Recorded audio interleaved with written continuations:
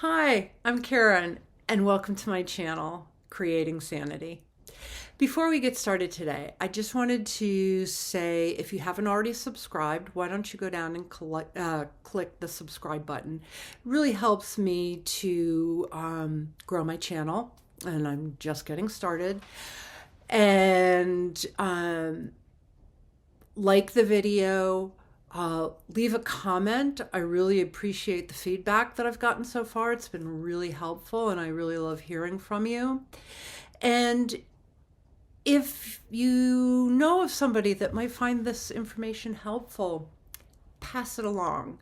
Um, you'd be helping somebody out, and you'd be helping me out as well. So I would really appreciate that. So what I wanted to talk about today is it's tied into my last video, which was thought switching. And I will connect a link to the thought switching video somewhere at some point. You'll be able to find it.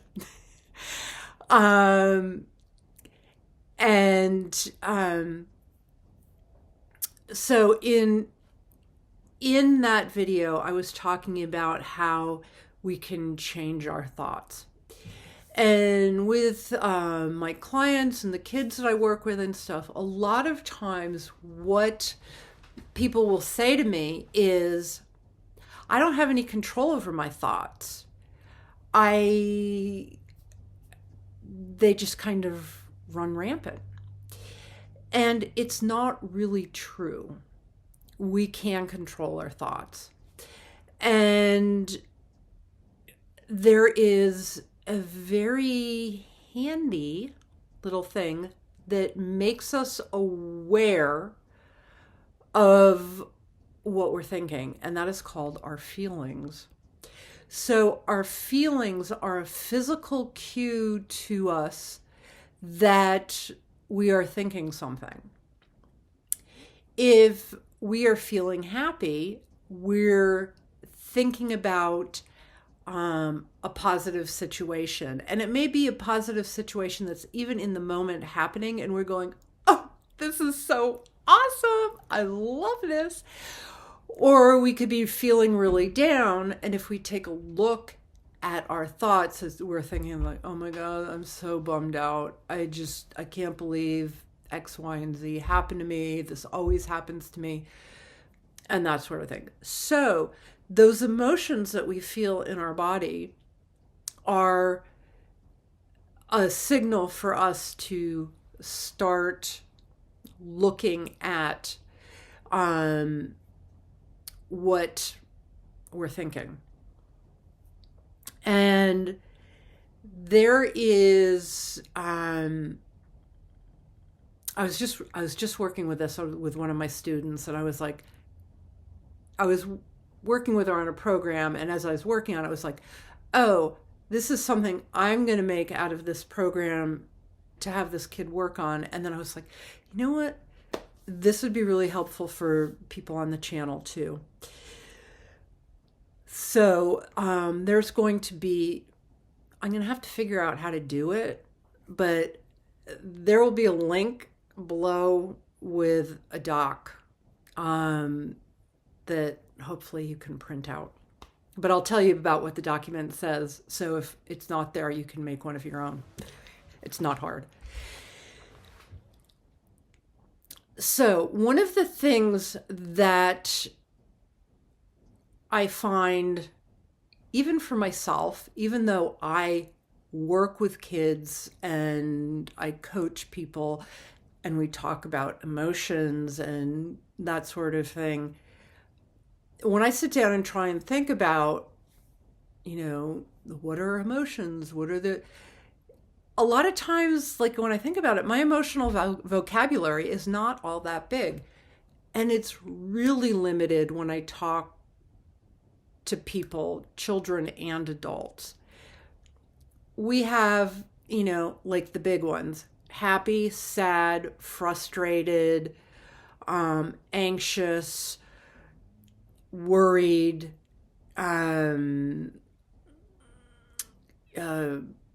depressed, there's like about 6 or 7 that we tend to be able to think of.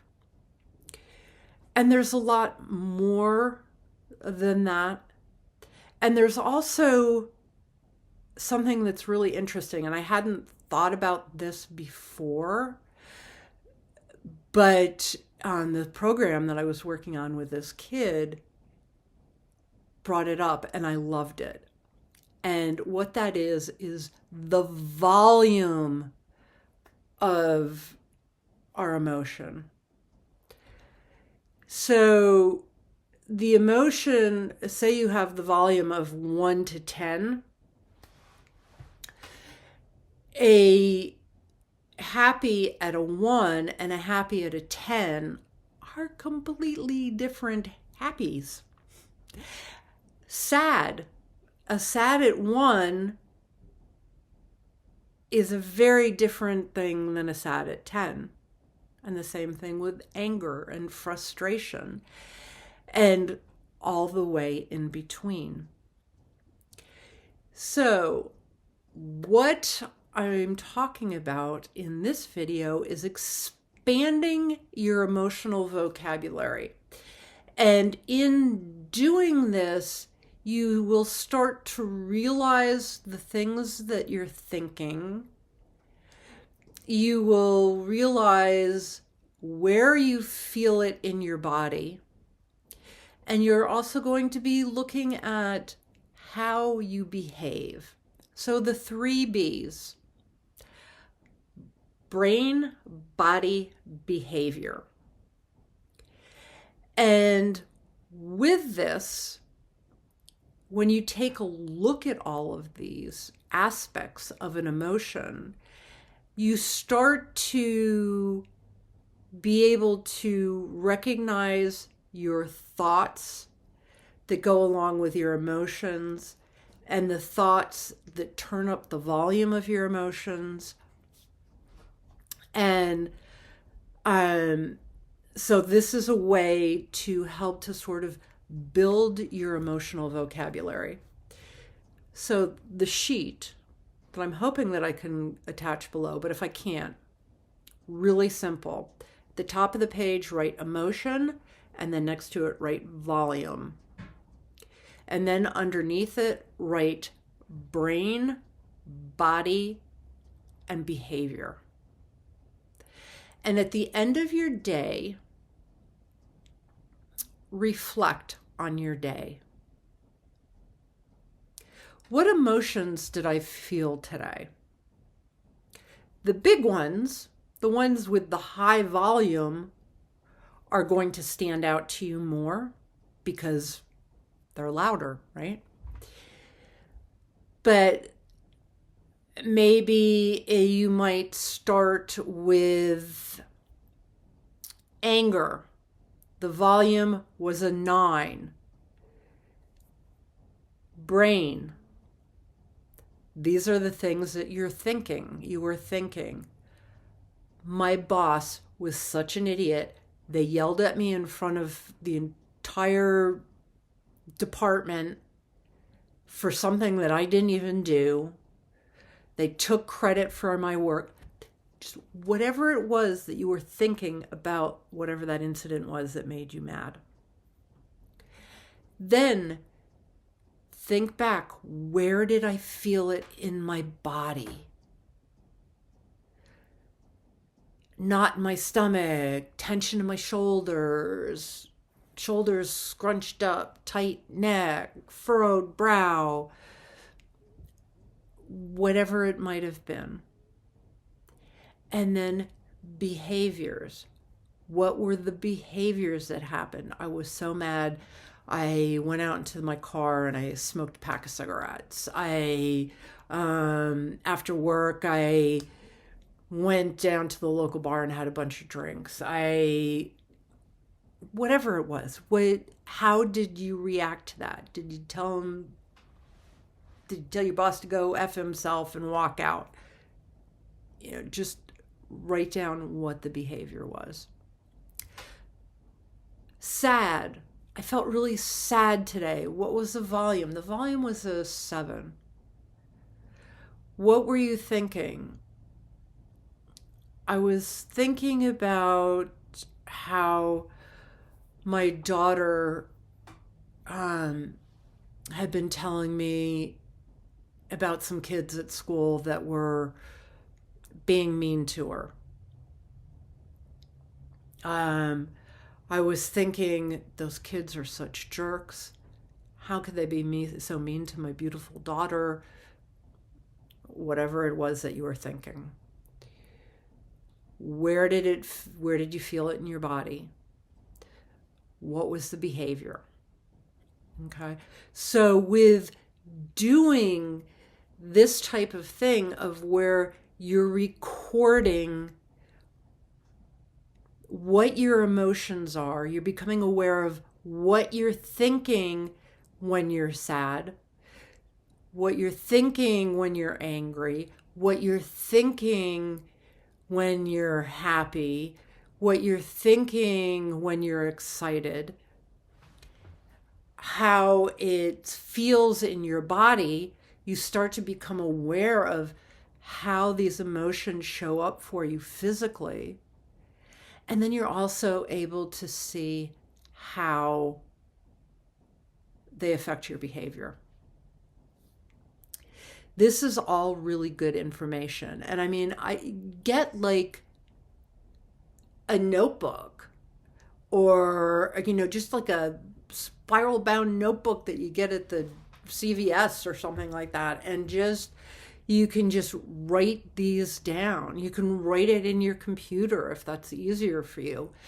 And just build this volume so that you have examples of mad from 1 to 10, sad 1 to 10, happy 1 to 10, frustrated 1 to 10, and you'll start to get a really good picture of how you think, how it shows up in your body, and how you react to things. When you have that information and you have that awareness, you are able to better control it. So let's say you're an anxious person.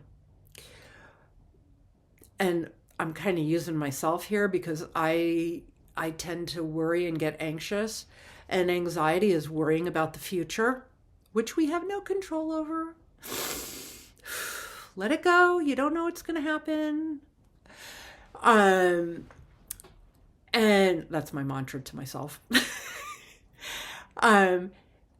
But for me, worry and anxiety comes up in my stomach. It's like, butterflies in my stomach. I feel like I have a car battery like attached to my insides. It's really uncomfortable. I really know that feeling. And so when I start to feel that feeling in my gut, I'm like, okay, what am I thinking about? Okay, I need to change that thought. I need to start thinking about something else. When you have this emotional dictionary that you've developed, you can go in and go, okay, anxiety, where's anxiety? Okay, this is what I was thinking. This is what I tend to think when I'm anxious. Okay, let's see. What do I want to feel happy. Okay, where's happy? Okay, there's happy.